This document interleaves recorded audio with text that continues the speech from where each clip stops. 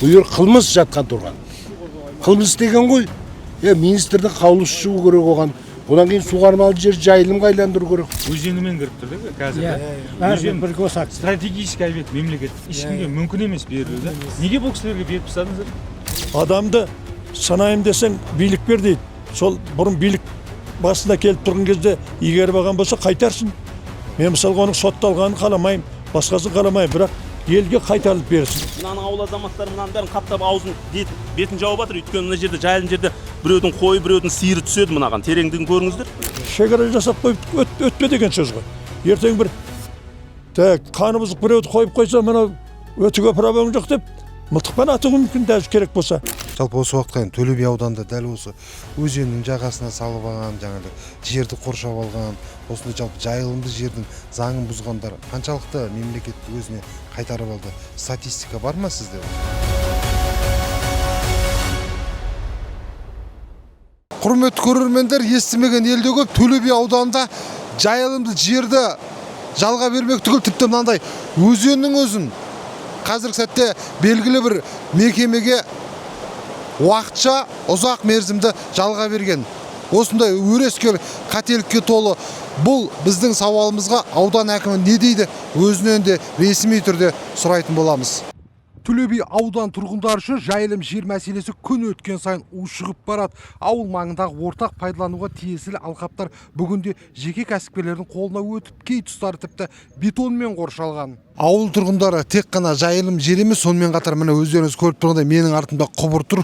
Бұл құбыр гидроэлектр станциясының құбыры. Дәл мынау заңсыз қоршалған қоршаудың жанынан өтіп, ары қарай тоқ беріп, ауылдың және де бүкіл басқа да өзге де өнеркәсіптерге электр тоқ жүйесіне жүргізуге септігін тигізу керек. Қазіргі сәтте мынау қоршаудың кесірінен міне гидроэлектр станцияда, тіпті анау қырдың ар жағында тұрған ауылдың малы да жайылымға шыға алмай тұр. Жергілікті халықтың айтуынша бұрын мал еркін жайылатын кең алқаптар қазір қол жетімсіз. Қоршаулар тек шекара белгісі ғана емес, ауыл тұрғындары үшін үлкен даудың белгісіне айналған. Ассалаумағалейкум көке, амансыз ба? Жағдайыңыз қалай? Көке, жалпы осы жерден бұрыннан бері тұрасыздар түсінгеніме, бала кезден осы жердің суына түсіп, шаңына аунап, өскесіздер. Осында жақында қарап тұрсыз өзіңіз, қоршауларды қоршап тастапты. Осыған байланысты алдында ауыл тұрғындары бұған дейін 2 аптадан бұрында енді мәселе көтерген шығарсыздар. Бұл ауыл тұрғындары бұрынғы әкім Телғараевтың кезінде де соған осы жерді, жайылым жерді қоршап алған. Мына ауылдың іргесіндегі Балдыберектің ар жағын, бер жағын елдің огородына қосып, өнекей мінердегі мына суғармалы жер. Суғармалы жерді қосып алған. Суғармалы жерлерді жайылым сыздырып алған. Бұл суғармалы жердің кадастрын төбеге апарып қырға қойып қойған. Ал енді осы жөнінен облысқа барғанбыз. Облыстан кейін аудан әкімшілік өзіне шақырды. Аудан әкімінің қабылдауында болдық. Сонда бәрі айтылды. Бұл суғармалы жерді жаңағы жайылымға ауыстыру үшін үкіметтің қаулысы керек екен. Олар заңды белшесінен басқан. Жаңа Балдыберіктің елдің іргесіндегі жұрттың огородына қосып сызбаған. Қалай сонда жұрттың огород кәдімгі өзінің бұрыннан бері тұрып жатқан жерін өзінің атына аударып алған ба сонда? Енді елді мекеннің көбісі ауылдар қосақталады да, ана кадастрге барып картаға қойғызбайды. Өрде картада қойылмағаннан кейін жер көрінбей тұрады. Соны қосып сыздырып жіберген ғой. Балдыберектің ар жағын бер. Жоқ, бұның бәрі кімнің жері жалпы осыны айтыңыз, мен білмеймін мысалы. Қоршап алды дейді, кімдікі? Бұл мына Сақыптың жері, кәдімгі қосақтысы бар. Мына Сақып. Мына жерлер анандай қоршап алғандар ортасынан. Ол арғы жайылым жер. Өрге біздің ауыл азаматтарының қолында қосақты болмаған кейін ешкімнің құқы жоқ арыз жазуға. Сондықтан біз мына әкімшілікке, прокуратураға барып арыздануымызға болатын еді. Әкімшілікке бардық. Әкімшілік мұны жер инспекциясына беріп, қазір тексеру, талдау, зерделеу жұмыстарын жүргізіп жатыр. Құда қаласа осы кісілердің арқасында мына елге жайылым қайтады. Мен себебі жалпы президент айтқанын білесіз ғой, жайылымды жер жалпы ауыл тұрғындарына ортақ ең бірінші елдің іргесіндегі кезекте тұратын мәселе ауыл маңындағы жайылымды жерлер деді. Дұрыс па? Енді қарап отырсаңыз мына ауылдан кейін солар жайында баған. Ол ауылды мал қайға шығады. Міне президенттің айтқаны да осы. Мінекей мына үкіметтің қаулысымен беру керек мына жер. Бұның қосақтысы бар азаматтардың жерін сыздырып жіберген ғой. Соны ана инспекция зерделеп, соған кәдімгідей заң түрінде анау бұрынғы соны істеген азаматтардың бәрі жазалансын. Менің ол ауданға барып жүрген себебім мына азаматтармен бірге. Мен ауданда қоғамдық кеңестің мүшесімін. Сондықтан сіз осы біздің арамызға түсіңіз деп бізді апарып жатыр ғой. Облысқа да бардық. Облыста кейде енді ауданға барыңыздар деді. Ауданға беріп едік. Мына ауданның жаңадан келген мына әкімнің орынбасар екен, әкім екен. Жұмыс істеп жатыр ғой. Міне инспекцияға беріп, соның арқасында бүгін міне бәрі келіп жатыр. Егер бұл жер елге қайтпайтын болса, елдің малы шаға шықпай қалады. Онсыз да осы ауылда көшіп жатыр. Қандай табиғаты әсем болғанымен, қазір мектептегі балдардың саны азайып кетті. Бәрі қалаға көшіп жатыр. Себебі ет арзан, сүт арзан, мал ұстау өзіне тиімсіз болғандықтан малын сатып қаладан үй алып көшіп кетіп жатыр. Әне телевизорында айтты ғой, егер етті ашпаса, не сияқты, Аргентина сияқты шетелден ет алып қаламыз деді. Не қылады, ет қымбат, ет арзан болғаннан кейін ет ешқандай мал ұстамай бәрі көшіп жатыр. Қазір көптеген там бос тұр. Осындай табиғаты мықты жерден көшіп жатыр. Егер мына жайылымды ақ қойса, ел не қылады мал ұстап? Сол үшін маған бәрі жылап барды. Сөйтіп аудан әкіміне бардық. Аудан әкімі жақсы қабылдады. Рахмет оған. Ол кісі мына кісілерге тапсырма берді. Инспекцияға беріңдер, прокурорға беріңдер. Осымен айланыстайық, елдің жайылымын әперейік деді. Сондықтан осыған сіздердің келгендеріңізге рахмет. Міне осыны беріңіздер. Елдің алғысын аласыздар. Рахмет сіздерге. Рахмет. Қанша тұрғын бар ауылда негіз өздерің? Неше ауыл тұрасыз? Неше ауыл? Енді мынау Төңкеріс ауылы ғой бері. Төңкеріс ауыл дейді. Бұл жерде 200-дей үй бар. Ал Балдыберек ауылында 150-дей үй бар ғой. Екі ауыл қосылғанда общий 350-дей үй бар ғой. Бұл енді негізінде бұл Балдыберек Төңкеріс ауылына тиесілі жайылым да. Енді Балдыберек ауылына тиесілі жайылым бәрін осы ауыл әкімі, аудан әкімі бәріне мемлекетке қайтарып алып қосақ сыздырып берген. Рахмет бұл кісілерге. Мынау ауылда біз енді Совет колхозы деген болған бұл жер, үлкен. Тек 5 ауылдан тұратын. Төңкеріс, Балдыберек, Майбұлақ, Советский, Қызылжалау деп. Соның экономисі тарар кезде жаңадан туылған баладан 100-ге дейінгі қариялерге доляны берген. Бағарни жер, бау, жайылым, шабындық сол сияқтының барлығын. Әркімнің долясы бар. Ал енді мемлекеттің заңы бар. Мемлекеттік заңды мойындамаған адам Құдайды да мойындамайды. Сол себептен мемлекеттің заңы айтылған. Тоқаевтың өз сөзін естімен телевизордан қарағым. Қай әкім уақытысында бейсарап жерді сырап қылды ма, жауап берсін деген. Мынаны кімде болса табыңыздар сіздер енді. Кім қалай, мына мысалға мен бұрын көрген жерімде мындай жоқ еді. Мындай шарбақ, мынандай құрылыс. Анау гес салып атқан жағдайы бар. Гес салып атқандарға да мешет етіп жатыр екен. Гес дегеніміз біздің электр энергиясы тапшы болашақ.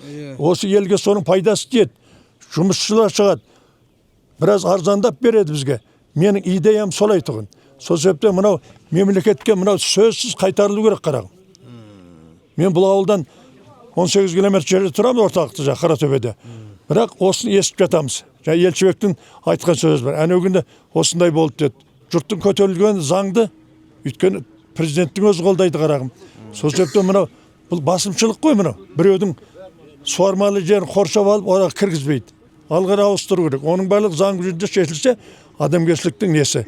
Адамды санайым десең билік бер дейді. Сол бұрын билік басында келіп тұрған кезде игеріп алған болса қайтарсын.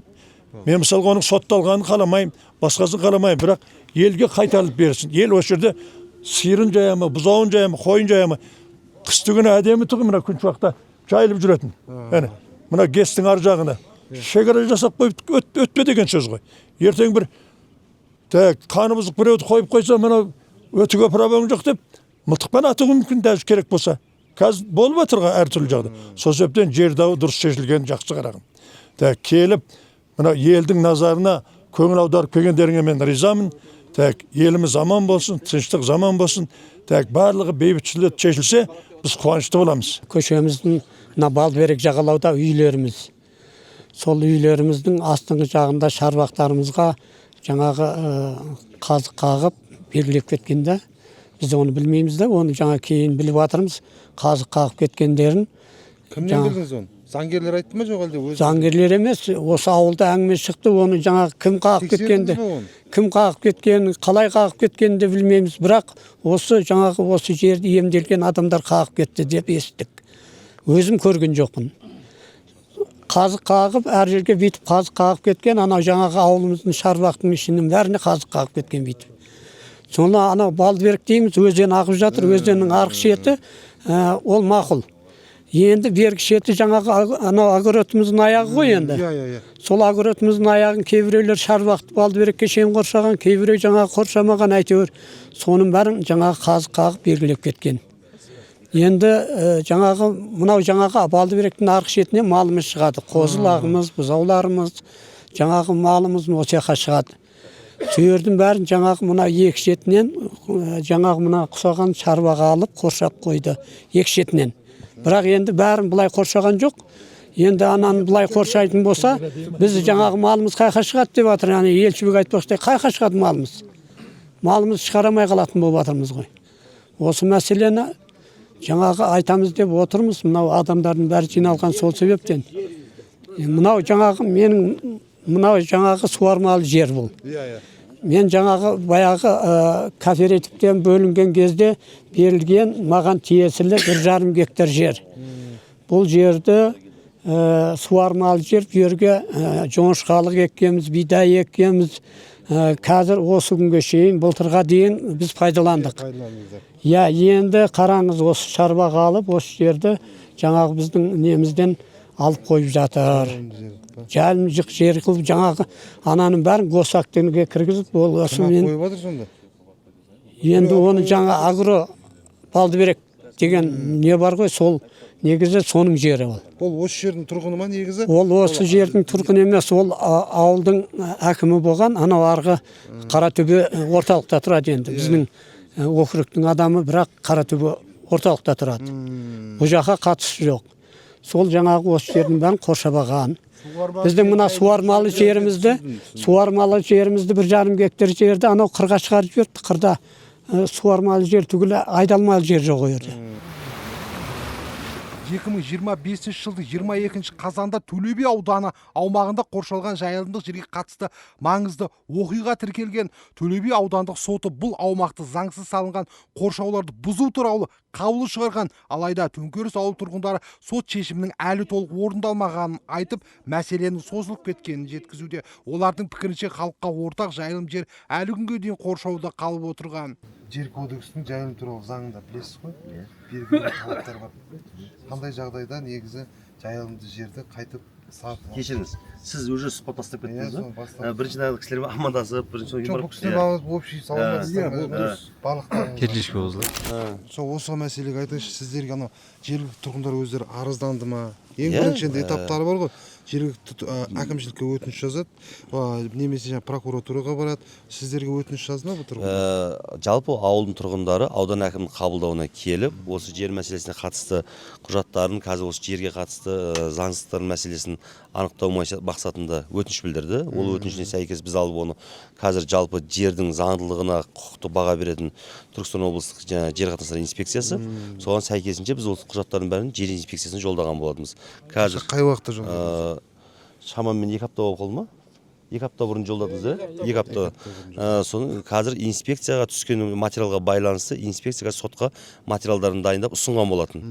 Енді сот отырысында соттың төрағасының несімен көшпелі сот, яғни осы жердегі қазір жалпы заңсыз құрылыс нысандары мен заңсыз қоршаулар мақсатында арнайы топ жіберіп отыр. Қазір бұл жерге жер инспекциясының уәкілетті маманы келеді. Біз сәйкесінше ауданнан жер қатынастары бөлімін, құрылыс архитектура сәулет құрылыс бөлімін маманын, сонымен кадастр мекемесін шақырып отырмыз. Қазір осылар келеді да өздерінің тиісті актілік жұмыстарын жасап, видео, фото фиксациясын жасайды да, одан кейін жаңағы соттың отырысына ұсынатын болады. Жалпы осы уақытқа дейін Төле би ауданында дәл осы өзеннің жағасына салып алған, жаңағы жерді қоршап алған, осындай жалпы жайылымды жердің заңын бұзғандар қаншалықты мемлекет өзіне қайтарып алды? Статистика бар ма сізде осы жерге байланысты? Білесіз ғой, әсіресе Түркістан облысында жер мәселесі ең өзекті екен. Түркістан облысында, оның ішінде Төле би ауданында жер өте құнды болып саналады. Аудан әкімі Еркелі Амантайұлы қазір келгеннен бері жалпына Бүргілік елді мекенде Алатау ауылдық округінде су қорғау аймағына түсіп кеткен 76 нысан, одан кейін 26 нысан. Қазіргі таңда осындай елді мекендерде, жайылым жерлерде осындай берілген нелер бойынша құжаттардың барлығы толығымен инспекцияға ұсынылып, заңды тұрғыда қаралып жатыр. Прокуратура еш жаққа барған жоқ. Неге? Ол инспекциямен бірге міндетті түрде прокуратура қоса тексеріледі ғой. Өздеріңіз бұрын соңды қашан кеп мониторинг жүргіздіңіздер дәл осы жерді? Енді білеміз ғой, аудан әкімі іскер азамат, бірақ дәл осы жердің мәселетін тұрғындар арыз жазбай жатып, біліп, көріп, ертең осындай проблема болатын алдын ала бір жиында, бір апталық отырыста айтылды ма осы мәселе? Аудан әкімі Еркелі Амантайұлы келгелі бері бұл мәселемен айналысып жатыр. Соның ішінде қазіргі таңда бізде ең тығыз орналасқан Алатау ауылдық округі Бүргілік елді мекені, Қасқасу ауылдық округіндегі Қасқасу елді мекендерінің қазір сол жақта жұмыстармен айналысып отыр. Және де сонымен қатар жайылым жерлерге қатысты мәселелерді ол құжаттарды жер қатынастар бөлімі тиісті анықтау жұмыстарын жүргізіп, қазірдің өзінде 5000 гектардай жерді қайтару үшін жолдап қойды құжаттардың бәрін. Мәселенің сорақы тұсы, кейбір пысқайлар жайылым жерді қоршаумен ғана шектелмей, ол аумаққа кәріз жүйелерінде жүргізіп үлгерген. Бұл әрекет жерді уақытша пайдалану емес, оны толық игеруге бағытталғанын аңғартады. Алайда заң талаптарына сәйкес жайылымдық жерлерге мұндай ауыр инфрақұрылым нысандарын салуға рұқсат берілмейді. Өйткені бұл жерлер ең алдымен халықтың ортақ пайдалануына, мал жаюына арналған. Құрметті көрермендер, жалпы жайылымды жерді оның мақсаты айқын, анық жазылады. Жайылымды жерде мал жайылу керек. Ал дәл мынандай септикке кім рұқсат берген білмеймін. Ауыл тұрғындары да тіпті айтып жатыр, мына жерде мал өлді дейді, адам құлады дейді. Есіміңіз кім? Есімім Жақып Нұрмахан болады, Төңкеріс ауылының тұрғыны боламын. Айтыңызшы, мына жердегі құрылыстарға байланысты. Бұл енді біз бұны басынан бастап айтатын болсақ, 2005-2006 жылдары Қаратөбе ауыл әкімінің округінің әкімі болған Исаев Бақыт деген азамат сол кезде қызметін, мансабын асыра пайдаланып, ауыл іргесінен осы мына елді мекеннің, оның ішінде өзеннің арғы беті мен бергі бетін су қорғау аймағы. Одан кейін мына жерде 9 үйдің бау-шарбағының, оның ішінде менің де бау-шарбағым кіреді. 9 үйдің бау-шарбағын егістік, 6 шаруа қожалығының егістік жерлерін қоса, біреуінен 15%, біреуінен 50%, біреуінен 70% жерлерін қоса қамтып алған. Біз сол жайылым жер ретінде Балдыберек агроның атында тұр әлі күнге дейін. Ал енді біз кеше легализацияның кезінде, жекешелендірудің кезінде сол бау-шарбағымыздағы жерді заңдастыра алмай жатырмыз. Сол көзден бастап білдік. Сіздердің бау-шарбақтарыңыз жайылым жерде тұр дейді. Ал енді земельный айтады, елді мекен шегінде істейді да, жайылым жер кірмеу керек дейді. Заң қайда, өкімет қайда қайрап отыр білмейміз. Канализациясы, колодестері, септиктері мынаның ауыл азаматтары мынаның бәрін қаптап аузын бетін жауып жатыр. Өйткені мына жерде жайылым жерде біреудің қойы, біреудің сиыры түседі мынаған. Тереңдігін көріңіздер. Мына туалеттен тартылған септик. Мынау үлкен бір жағы 12-те 2,5 метрлік 2 контейнерді евро стильде ерлер және әйелдер әжетханасы қып істеген жайылым жерге. Білмеймін, сиырлардың ұрғашысы, бұқалардың еркектері келеді ма? Жайылым жерге не үшін ондай әжетхана істеген? Мынау септик. Колодестерді қойып, 3 колодестер, мысалы, 90 сантиметрден болатын болса, тереңдік қанша? Жайылым жерде осы қазу заңды ма, заңсыз ба?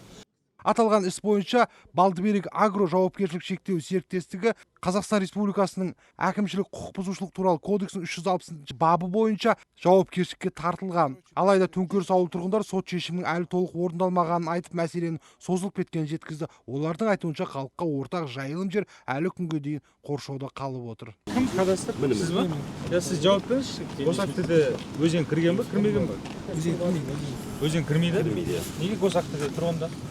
Оны архивтен көтеріп көру керек болып отыр. Архив бізде қазіргі таңда көшіп жатыр да. Бізде сотта 1000 рет қаралып қойды да, короче, ол былай айтқанда. Өзенімен кіріп тұр да қазір. бәрі бір госак. Стратегический объект мемлекеттік. Ешкімге мүмкін емес берілу да. Неге бұл кісілерге беріп тастадыңыздар? Одан білмедім, архив көтеріп анықтау керек болды. Архив көтеріп анықтау керек болды. Енді біз уже сотқа жетіп қойдық қой сіздер. Кім еркінденді ма? Көтермекшілер ол мәселе. жоқ өзі былай Ереке айегеде мысалы соттың ұйғарымында тұр Жоқ, кадастр жоқ именно соттың ұйғарымында тұр өзен кіреді ма беттескен ба кадастр кімге шыққан жаңа оқып бердім ғой бұл кісілердің бәріне сол ұйғарымда оның бәрі көрсетілген соның бәрін сіздер бізге ұсыныңыздар соттың отырысына деп кадастрға тапсырма бердік та одан кейін нақтылап берсін деп беріп бұл қойды жерде мәселе мынандай да, мемлекеттік нәрсе берілмейді деген. Мына өзен ешқашан берілмейді. Өзен ешқашан берілмейтін болғандықтан онымен жер қатынастары мүмкін емес келісімге жалға беруге да. Мүмкін емес. Мына госактың көрген кезде кадастрда көру керек та. Өзен тұр ғой мына жерде. Өзен неғып беріліп жатыр деп. Өзен үстін жауып қойса не істейсіздер? Өзенді жауып қойса ше. Ал мысалы қазір қоршау салып жатыр ғой жайылым жерге. Жайылым жерге қоршау салуға болмайды мысалы іргетасымен. Қазір өзенді полный жауып қойса не істейсіздер? Ауылға су бармайды. Бәрі қырыл бөліп қала ма? Қалай болады? ол жаңа айтқан мәселе сол ғой Өзен жауып қойса өйткені сіздер беріп қойғансыздар мүмкіндік сондай да. былай қойшы айеге ереке бергенші. факт что қазір бұл кісі айтып отыр иә архивті көтеріп көрейік деп отыр қолында қағазы болмағаннан кейін мен жаңа бұл кісіге де айттым келатқан кезде дайындалып келуің керек еді қағаздарын көтеріп алып келуің керек еді деп енді мейлі әкелмеген екен енді бұл қазір шыққан кезде сөз салғыластыра бергеннен ештеңенің түбіне жетпейміз Мына ерекеңе біраз айтар. ерекеңе Ереке былай біз мынау елдің халқы өрге мына жайылымға біреуінде қосақшы жоқ. Біз өз тарапымыздан ешқандай жаңағы мынау ақ қойыпты деп ешкімге арызданамаймыз. Сондықтан біз аудан әкіміне арыздандық. Аудан және күн сіздерге барып едік, аудан әкімі шақырып алды. Земельныйдың бастығы келді, инспекциядан біреу Бола ма шақырды. сұрақ сізге? Тоқтаңызшы. Біреу шақырды. Сол қара, мына өзеннің екі жағында да ауылдың жері. Ауылдың ірге. Мына ауыл огородты қосып сыз жіберген. Мына жағында сызған ол бір жайылым кетті. Ауыл қайға шығармайды. Шығарамайды. Бұл ұстап президентке жетеді әлі. Бұл сен ойлама анау. Мүмкін облыста біреу осымен айланысып задержка жасап жатқан шығар. Оған жоғы білдік, оның бәрін естік уже. Оның бәрін естік уже болды. Оны ашық айтудың қажет жоқ. Ол жерде қалсын деді ол әңгіме. Екінші, бұнердегі анерге суғармалы жерлерді сыз жіберген. Әнегін земельдің бастығы таң қалды. Ойпырмай, бұны министрдің қаулысыз қалай шығарған деді. Суғармалы жерді жайылым қылып сыздырып жібергенде, ал жайылымды суғармалы жерді қырға барып қойып қойған. Бүйерде сол суғармалы жермен бұл әлі қырғындауға барады. Бұны шынында бұны әбден зерделеп, бұнерде қылмысты адамдар дәлелдеңіздер. Бұйыр қылмыс жатқан тұрған. Қылмыс деген ғой, министрдің қаулысы шығу керек оған. Одан кейін суғармалы жер жайылымға айландыру керек. Одан кейін алса мейлі ғой. Бұл кадастрдың әдеті аппаратта да қырға қоя салады да мынаған бере салады.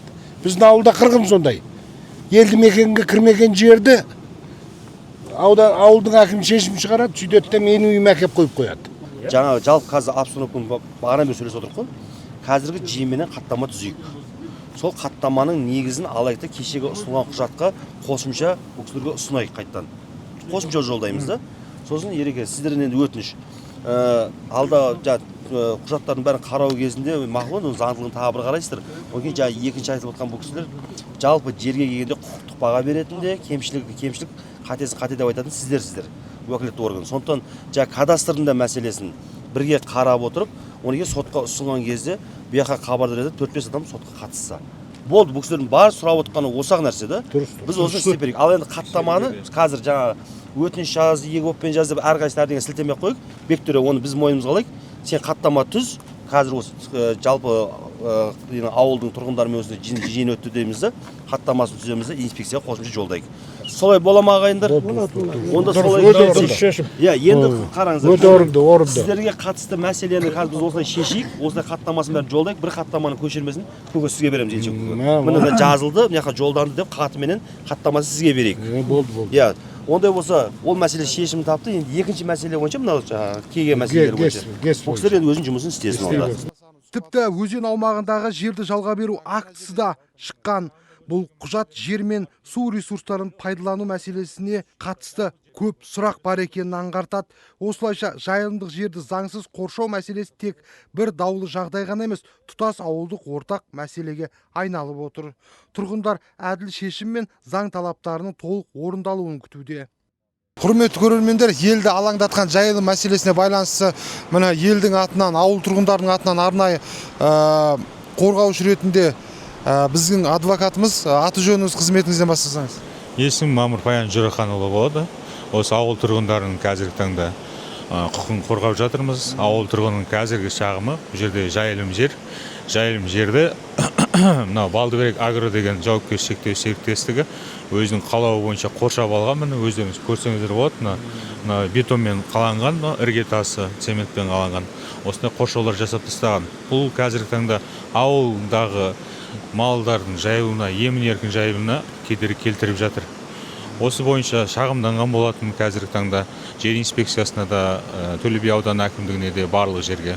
Бірақ ешқандай нәтиже бермей жатыр осы күнге дейін. Сонымен қатар тағы бір айта кетер кемшілігі ол жердегі. Мына артыңызда көріп тұрған өзенді қарасаңыздар, осы өзен, осы Балдыберек Агроға мемлекеттік актісі дейді ғой, жердің құжаты, госактісіне енгізіліп берілген. Яғни бұл дегеніміз мына өзенмен Балдыберек Агро қалағанын істейді деген сөз былай айтқанда. Негізінде заң бойынша бұл құжат бұндай өзендердің ешқайсысы ешкімнің қолына, жалға, не жекеменшікке берілмейді. Ондай бермеу себебінде негізі бар, өйткені бұл тіршіліктер бар, балық бар, басқа бар. Одан бөлек бұлдан ауыз су ішіп отыр ауыл тұрғындары, басқалары бар. Оны улауы мүмкін, ластауы мүмкін қалағанша, не болмаса жауып қою мүмкін. Ондай нәрселер болмау үшін мемлекет ешқашан бұндай жерлерді бермеу керек. Қазіргі таңда бұл жерде жер қатынастары бөлімі, Төле би ауданы жер қатынастары бөлімі жалға беру шартын жасаған, кадастр барлығы қолдаған осы өзенді жалға беру бойынша. Өзенді жер актісіне кіргізіп жалға беру бойынша. Бұлардың барлығы өрескел заң бұзушылықтар болып табылады. Бұндай нәрселерді жібермеу керек. Нәтижесінде көріп отырсыздар, осындай қазіргі таңда ауыл адамдардың, тұрғындардың әрқайсының, мысалға менің ойымша қазіргі таңда бір 200-300 шақты өзінің малдары бар болатын болса, оларға заң бойынша норматив бар. Где-то бір 400-500, былай айтқанда 400-500 гектардай жер керек болады. Ауыл маңынан, басқа жерден емес, айдаладан емес, ауыл маңынан. Осы ауылдың маңы да, ауыл тұрғындарына ауылдың маңы емес, ар жақтан берген ғой жерде, мен түсінгенімше. Ауыл тұрғындарына жер берілмеген бұл жерде. Жер берілмеген жайылымға. Ауыл тұрғындарына берудің орнына Балдыберек Агро деген жауапкершілігі серіктестікке берген. Енді оның тарихында айта кететін болсақ, бұл жерде Исаев Бақыт деген ауыл әкімі болған кезінде. Ауыл әкімі болған кезде Балдыберек Агро өзінің бағана фирмасы болады, соған осы жерді жалға шығарып алған былай айтқанда. Соның нәтижесінде көрінше осындай заң бұзушылықтар орын алып отыр қазіргі таңда. Жалпы жайылымды жерді алды, жарайды, құжат бойынша алды. Осының бір ережелері бар ма? Сондай қандай өрескел ережелері бұзған сонымен қатар? Нақты бұл жерде келетін болсақ, бұл жерде жайылым жерді ауылдың маңында болғандықтан ауылдың адам ортақ мемлекеттік меншігінде қалу керек. Сол өрескел заң бұзушылықтар орын алып тұр. Сонымен қатар жерді беру кезінде бұл жерде стратегиялық маңызды объектілер ешкімге бермеу керек. Жер бедерін сызған кезде мына жерде стратегиялық маңызды өзен жер бедеріне госактіге салынып кеткен, оның барлығы заң бұзушылық болып табылады қазіргі таңда. Ал ана колодец қазу, өзінің тағы да жұмыстар жүргізу, осыған байланысты айтыңызшы. Сонымен қатар бұл жерде бұл ауылдың тұрғындарын қазіргі тағы бір шағымдар келтіріп жатқаны, бұл жерде қазір демалыс аймағы сияқты істеп келтірген. Сол жерге навес деп айтады ғой, шатырлар қойып тастаған, сонымен қатар қасына контейнерлер қойып тастаған. Нәтижесінде адамдар келгендерге байланысты септик орнатып қойған. Септик, өздеріңіз білесіздер, тек қана бетонмен қаланады. Олардың барлығы жеңіл құрылысқа мүлдем жатпайды. Мына іргетасы бетонмен қалған ешнәрсе ол жеңіл құрылысқа жатпайды. Септик қаланған, соның нәтижесінде бағана жерді де уландырып жатыр былай айтқанда, залал келтіріп жатыр жерге. Сонда бағана нәжіс төгілгеннен кейін ол жер залалданады, ластанады былай айтқанда. Ал егер жалпы мына жерлерге негізі сымілсе болады, сым болса болады, бірақ фундамент құюға болмайды ғой негізі жайылым жерін. Жайылым жерім болса, міндетті түрде қоршайтын болсам, фундаментпен немен қоршауға болмайды. Жайылым жерді қоршауға болмайды. Ол кезде не істейді ауыл тұрғындары, мысалы қаншама осы жер мәселесі Түркістан облысында өзекті да, не істеу керек, қандай басты